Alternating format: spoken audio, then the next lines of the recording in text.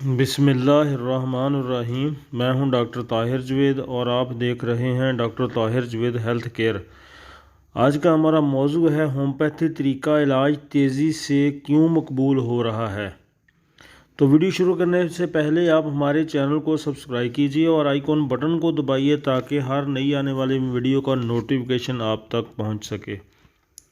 Homeopathy کی تاریخ تقریباً 200 سال سے زیادہ پرانی ہے۔ ہومیوپیتھی جس طبی فلسفے کے تحت مارز وجود میں آئی وہ فلسفہ یہ تھا کہ انسانی جسم کو قدرت نے ایسی صلاحیت دی ہے کہ وہ بیماریوں سے خود نبرد آزما ہو کر اپنا علاج کر سکتا ہے۔ ہومیوپیتھی طریقہ علاج دراصل اسی صلاحیت کو اجاگر کرتا ہے جسے قوت مدافعت کہتے ہیں۔ اسے علاج بالمثل کہتے ہیں۔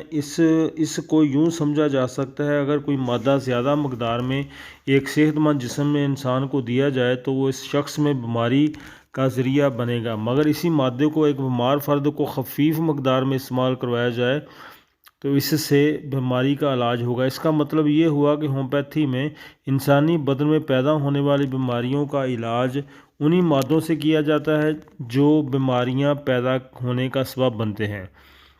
ہومیوپیتھک ادویات پودوں اور قدرتی معدنیات سے حاصل کردہ اجزاء سے تیار کی جاتی ہیں جن کی انتہائی کم مقدار استعمال میں لائی جاتی ہے۔ ہومیوپیتھی طریقہ علاج کا بانی۔ ہومیوپیتھی طریقہ علاج کا بنیاد رکھنے کا سہرا جرمن معالج سیموئل ہانیمن کے سر ہے جو 1755 میں جرمنی میں پیدا ہوئے۔ انہوں نے 2 سال میڈیکل کی تعلیم لیپزگ میں حاصل کی، مگر یہاں پر طبی سہولتوں کے فقدان کے پیش نظر وہ آسٹریا کے دارالحکومت ویانا چلے گئے اور یونیورسٹی آف ایرلانگن سے 1779 میں میڈیکل ڈاکٹر بنے اور ڈریسڈن میں میڈیکل کی عملی پریکٹس شروع کر دی۔ ڈاکٹر ہانیمن کو مختلف زبانوں پر عبور حاصل تھا جن میں انگلش، فرینچ، اٹالین، یونانی اور لاطینی زبانیں شامل ہیں۔ اپنی پریکٹس کے ساتھ ساتھ ڈاکٹر ہانیمن نے بطور مترجم سائنٹیفک اور طب سے متعلقہ کتابوں کا ترجمہ کا کام بھی جاری رکھا۔ ہومیوپیتھی کی ایجاد۔ 1781 سے شروع ہونے والی میڈیکل پریکٹس کے دوران مدت بعد ڈاکٹر ہانیمن ایلوپیتھک دواؤں کے اثرات سے پوری طرح سے مطمئن نہیں تھے۔ وقت گزرنے کے ساتھ ساتھ وہ اس نتیجے پر پہنچے کہ بعض دوائیں مریض کے لیے شفا کا سبب بننے کی بجائے نقصان دہ ثابت ہوتی ہیں۔ ڈاکٹر ہانیمن نے اپنے ان خیالات کا برملا ہزار بھی کرتے تھے۔ پھر ایسا وقت بھی آیا کہ جب انہوں نے اسی وجہ سے میڈیکل پریکٹس کو خیر باد کہا اور صرف لکھاری اور مترجم کا کام کرنے لگے، مگر مختلف دواؤں کے اثرات کے حوالے سے تحقیق بھی جاری رکھی۔ ولیم کولن کی ایک کتاب کا ترجمہ کرتے ہوئے ڈاکٹر ہانیمن نے اپنے بعض تجربات کو بنیاد بناتے ہوئے علاج بالمثل کا نظریہ پیش کیا جو بعد میں ہومیوپیتھی طریقہ علاج کی بنیاد ثابت ہوا۔ 1790 میں ڈاکٹر ہانیمن نے ہومیوپیتھی کو ایجاد کیا اور پہلی بار اس موضوع پر طبی رسالوں میں مضمون لکھنے کی شروع کیے جنہیں بہت پذیرائی ملی۔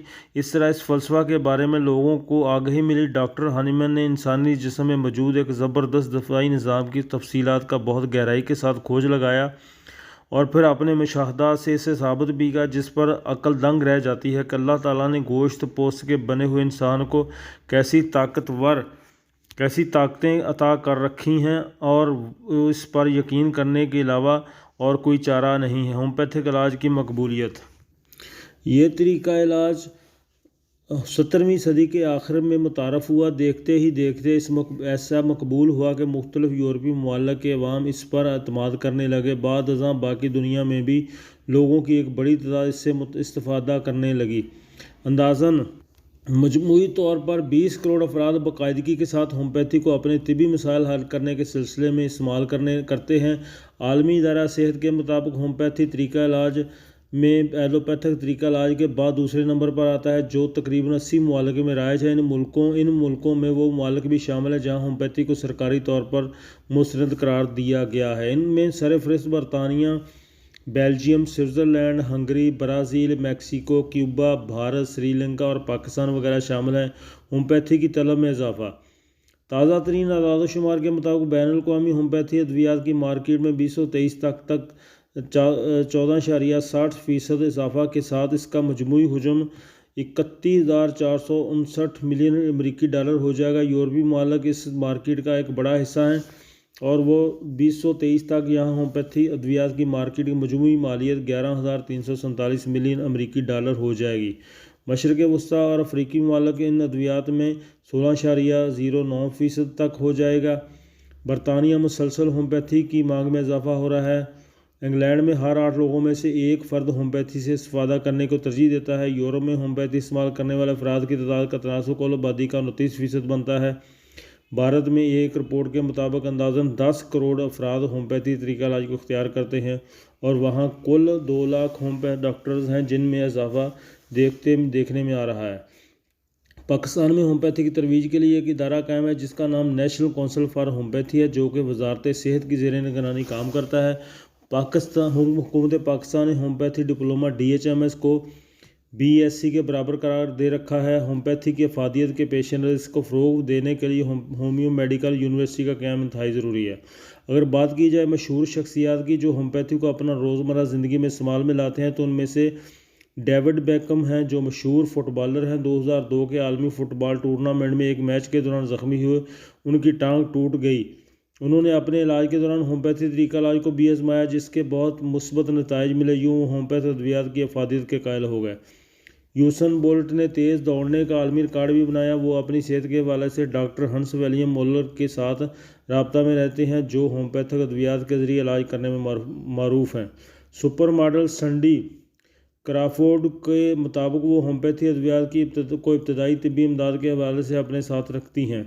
مشہور برطانوی گلوکار جیمز پال میکارٹنی نے بھی ہومیوپیتھی ادویات پر اعتماد کرتے ہیں۔ برطانوی شہزادہ چارلس نے صرف ہومیوپیتھی کے قائل ہیں، بلکہ دوسروں کو بھی اس کے استعمال کرنے کی طرف ترغیب کرتے ہیں۔ اس طرح ہومیوپیتھک طریقہ علاج کو دنیا کے مشہور شخصیات ترجیح دیتی ہیں۔ اس کی وجہ یہ ہے کہ ہومیوپیتھی کے سائیڈ ایفیکٹس نہ ہونے کے برابر ہیں۔ اگر ہومیوپیتھ ڈاکٹر صحیح دوائی تجویز کرے تو مرض جو ہے جڑ سے اکھڑ جاتا ہے اور مریض ٹھیک ہو جاتا ہے۔ یہ ہومیوپیتھی کی افادیت ہے۔ اور ہومیوپیتھی میں بعض امراض ایسے ہیں جن کا انگریزی میں علاج کوئی نہیں، اور ہومیوپیتھی میں اس کی بہترین ٹریٹمنٹ ہے اور مریض تاحیات دوبارہ ان امراض کا شکار نہیں ہوتا۔ تو ناظرین، ہمیں امید ہے آپ کو ہماری آج کی اس ویڈیو سے آپ کی معلومات میں اضافہ ہوا ہوگا، تو آگے اسے شیئر کیجئے تاکہ اور لوگ بھی فائدہ حاصل کر سکیں۔ ملتے ہیں نئی ویڈیو کے ساتھ۔ اپنے میزبان ڈاکٹر طاہر جوید کو اجازت دیجیے۔ اللہ حافظ۔